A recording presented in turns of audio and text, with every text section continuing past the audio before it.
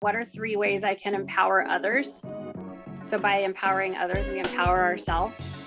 And what can I do to bring a nurturing feeling to my workspace? Those are 2 questions that will help you create innovation and inspiration in the workplace. Because if you're constantly bogged down with your calendar and you don't make space to daydream and let ideas take shape into reality, you're going to be on the same trajectory that you're on right now instead of leveling up.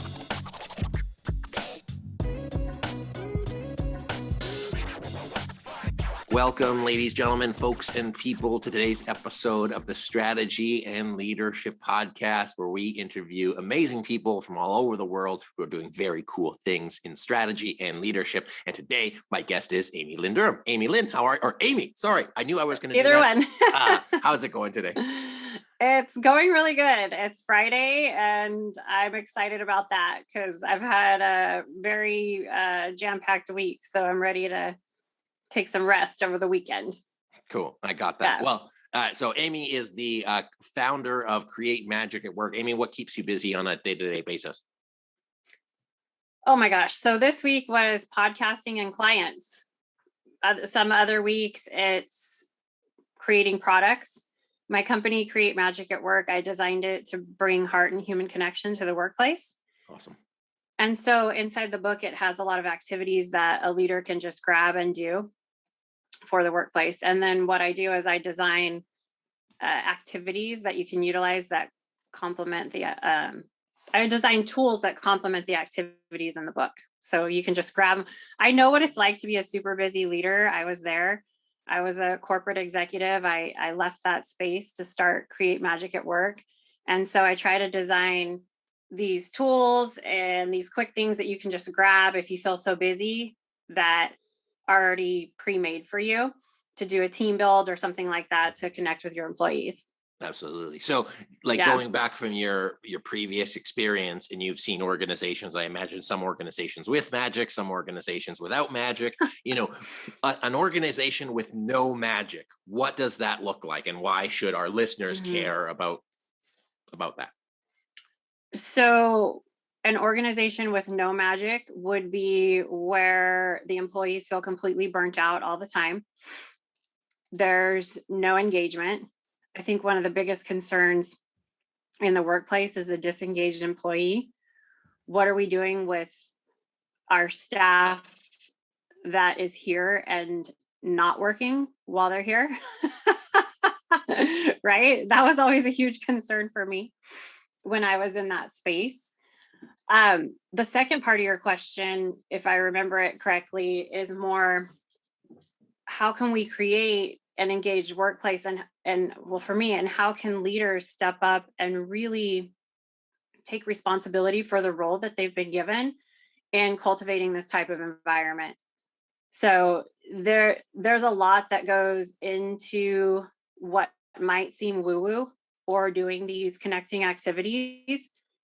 At the end of the day, if you are courageous and vulnerable enough to facilitate these activities with your team, you're going to increase your profitability, productivity, and it's going to be a win-win.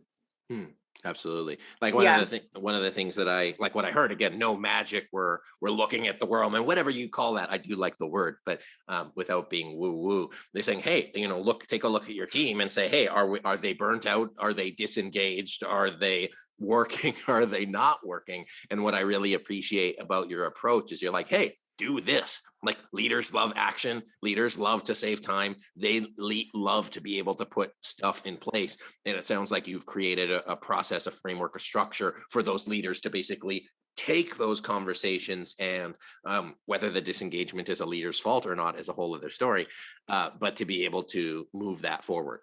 Yeah, absolutely. So the number one reason why employees leave their job is they feel a lack of appreciation in the workplace.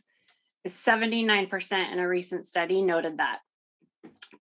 Pre-lockdown, Harvard Business Review did a research study, this is pre-pandemic, that found that loneliness and isolation in the workplace contributes to feelings of burnout, not necessarily workload at times. if you understand all the data and you're not a selectively data-driven executive, so I've seen it where they only want to look at the data that they want to see and not the whole picture. Wow, it's so cool. Like, how cool is that? That you can connect human beings, really see the humanity in each other, and improve your profitability and productivity. I always like to say I wrote my little book of magic, the Create Magic at Work book, for the golf playing, beer drinking guys that I worked with. I was the only woman on the team, and they were great guys. They had great hearts. They just haven't been afforded a system or an opportunity to try stuff like this.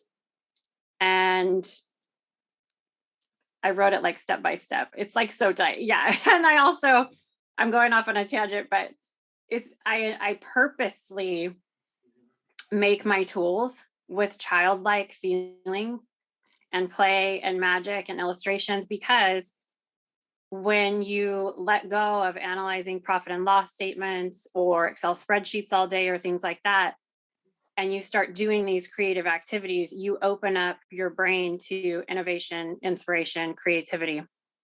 I purposely had a Scholastic editor edit my book. Remember those when you were a kid, those book fairs and stuff? And then the designer of my book is Chad Beckerman from Diary of a Wimpy Kid. So it's like these little things I try to inject to make it fun in the workplace, because the other side of my work is I'm a spiritual intelligence coach. I'm certified to coach in the 21 skills of SQ for the workplace. It's a faith neutral system.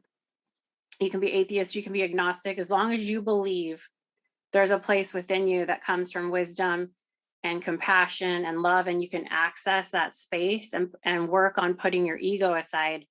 You can work on skill building in these 21 skills.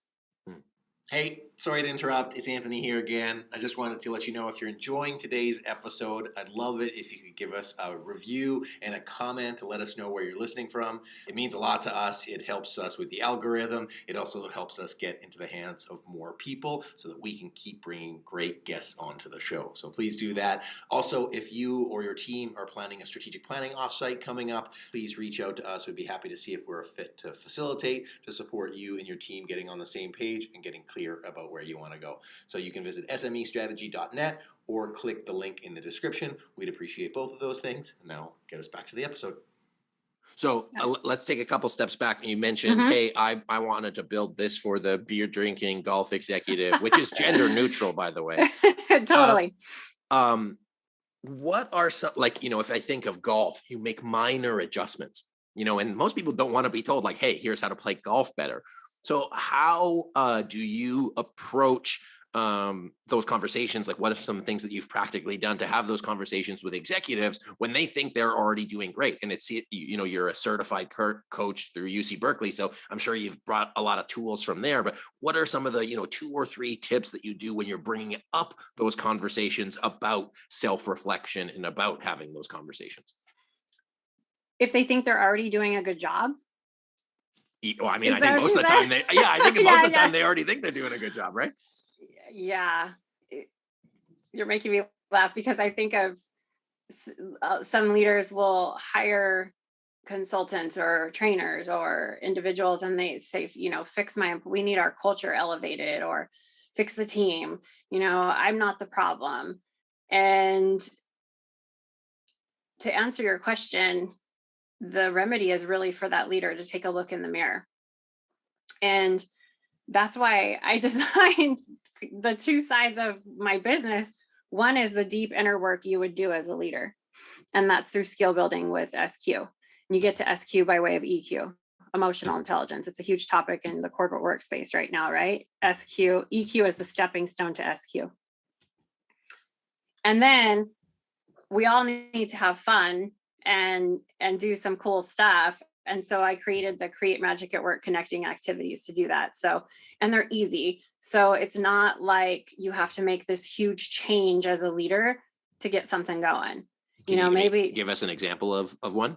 Totally. So I have a journaling exercise that I do. It's called Journaling with a Twist. And you can do it on Zoom, you can do it in person. And basically, you just pull, I authored a journal prompt card deck for the workplace. So you pull a card for your team and it has a theme.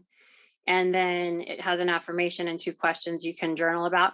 You rapid write the questions together as a team for 5 to 10 minutes. And then you share your answers with the group. And it sounds simple. This is not this is not like the 16-year-old writing in her diary. Journaling actually improves immune function, reduces stress. This is a 10-minute activity. We're talking maybe 15 to 20 that will improve connection with your team, by default, improve productivity, profitability. It's really cool. The rapid writing part of it actually ties to a skill with SQ, which is practicing accessing your higher self and putting your ego aside. So something that sounds simple and childlike really helps you skill build in operating from your higher self. And then you go out as a leader, you make more wise and compassionate decisions. You're more open, you're more aware of the interconnectedness of everyone, etc. Yeah, I get that. So I'm going to say something that Amy, I'm sorry, I keep reading your name, Amy Lynn Durham. Amy already knows, and that's why she designed it. But if it's not aware that Amy doing these things, everything is intertwined very, very intentionally. So what I really liked is the idea of prompt and response. So as a facilitator, we don't do anything. I just ask you a bunch of questions when we facilitate strategic planning. We just ask a bunch of questions. But what I think Amy does really, really well, and Amy, you'll probably say, yes, that is what I do really well, is that you give something that's finite enough and clear enough and specific enough in a little bite-sized package that is just like, I can do this one thing. I don't need to like contemplate the meaning of my own existence. What does it mean for me as a leader? It's, hey, like answer these three questions. Anybody can answer them, but it begins the process of self-reflection in a safe space that can begin for you to look in the space that you need to look at without it being like you're wrong and you're doing this badly. It's, hey, take a minute. Look inside. Does this apply? How does this apply? And begin that process of EQ self-reflection, SQ self-reflection. Yeah. Is that 100%? Totally. That's a huge part. Is you don't have to have this huge transformational moment in your life. You can do these small micro steps, and it's a daily practice anyway, even for someone that has had a crazy transformational moment in their life, right? We have to skill build in this stuff every day. And in SQ, you could be operating at like a level 5, let's say, on seeking guidance from your higher self, and maybe something traumatic happens to you in your life and it kind of knocks you off your foundation, and you start running to experts to tell you what to do, and you forget to sit with your inner wisdom after taking that advice. Now you're back to level 0, giving away responsibility for making decisions of your own life to someone else. And then, it's a daily practice, skill build. How did I lose that? I got to get that back. Yeah.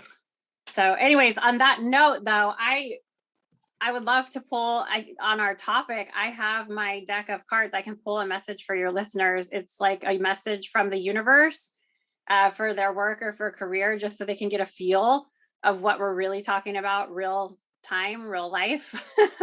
And no matter when they're... I would love that. Before we do that, Yeah. I really want to touch on something that's super important. Cool. As a leader and somebody who's leading teams, it's so important to recognize it's a practice. Like, you didn't get to CEO, you didn't get to senior executive because a thing happened. It was the culmination of thousands, millions of little decisions.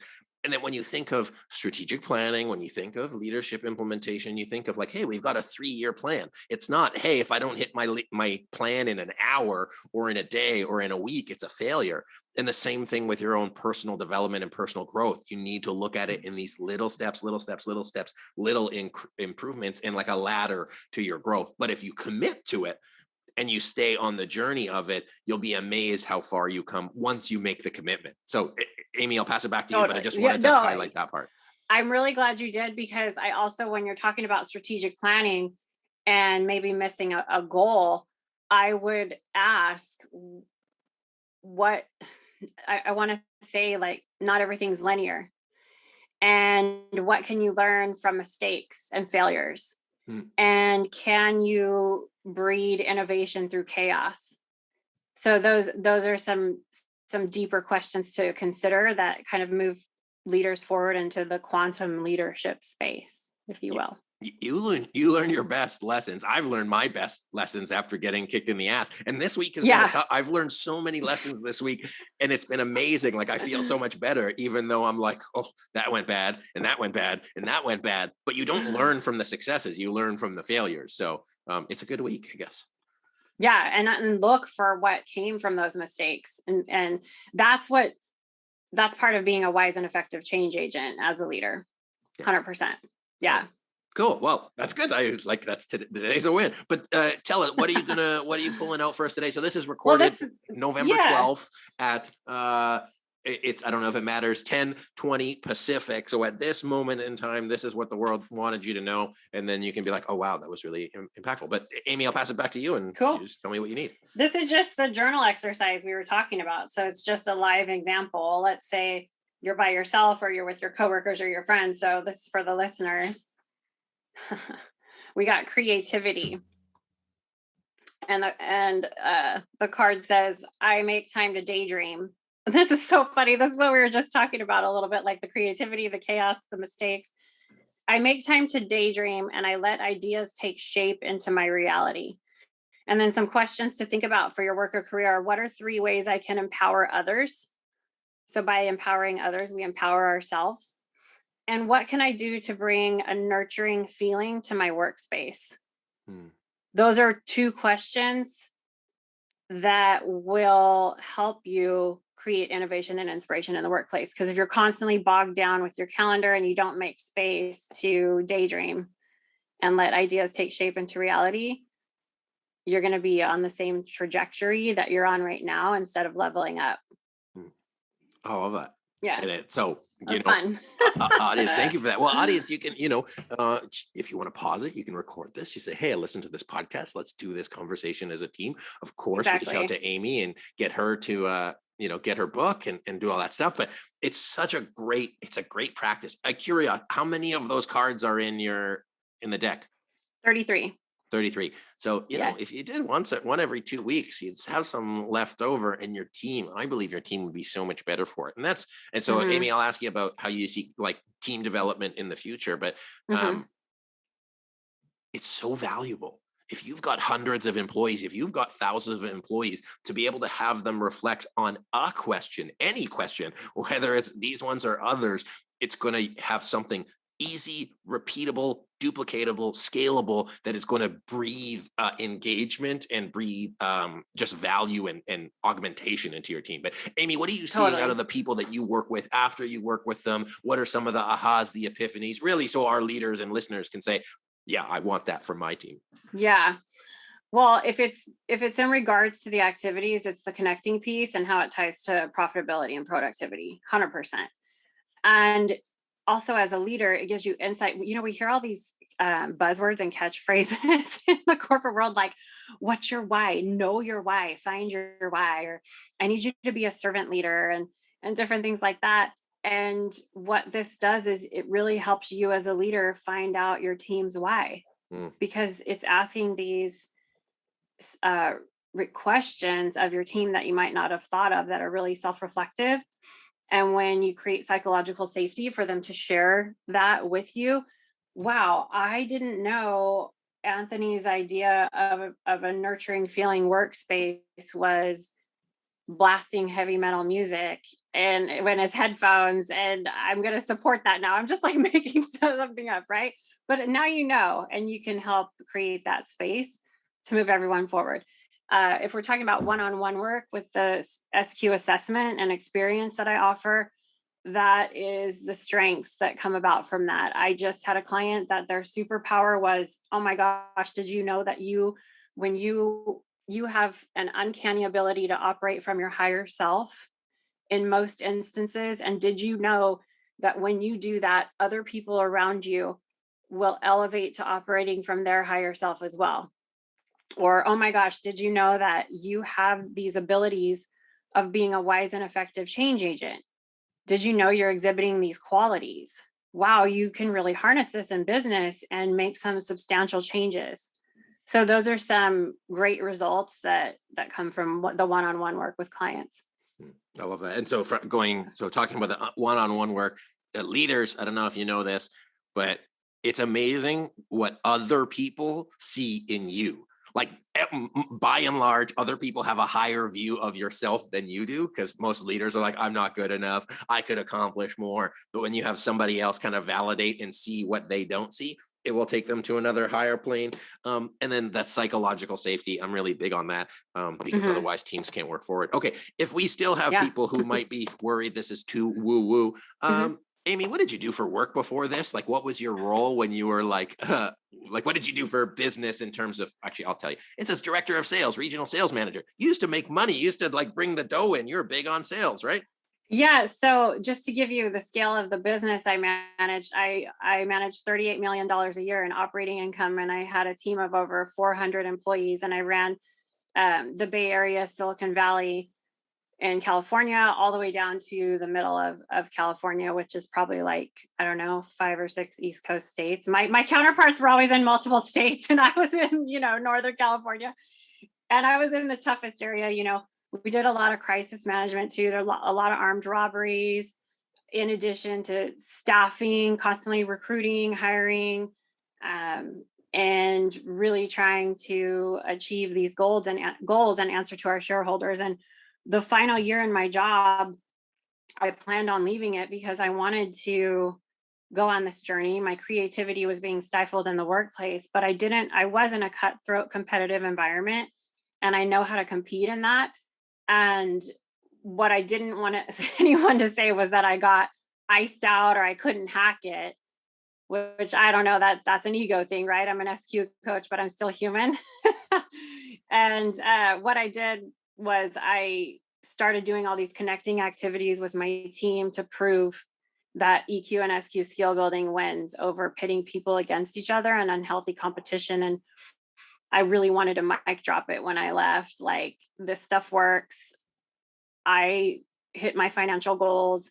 And oh, by the way, my team is the strongest team in the country. And I feel like I really achieved that. Yeah, I love that.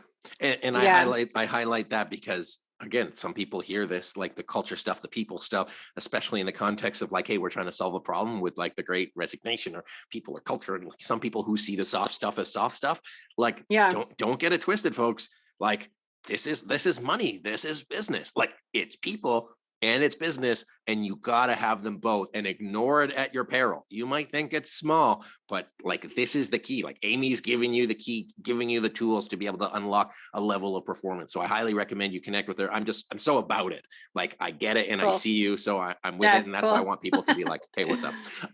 Amy, where can people get your book? Where can they connect with you? Where can they learn more about what you're doing? So I love when people connect with me on LinkedIn under Amy Lynn Durham. I provide a ton of free resources on there, team activities you can utilize. The other way is at createmagicatwork.net. So if you want to do the SQ experience with me or get any of the tools that I author for the workplace, just go to createmagicatwork.net. And of course, they're on Amazon as well, but I like sending personal things out to everyone too.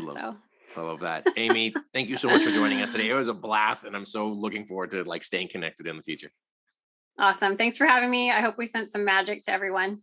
I believe it. So folks, as you're listening, really, we met Amy today, and I'm just so hype about what she does because I'm so clear of the connection.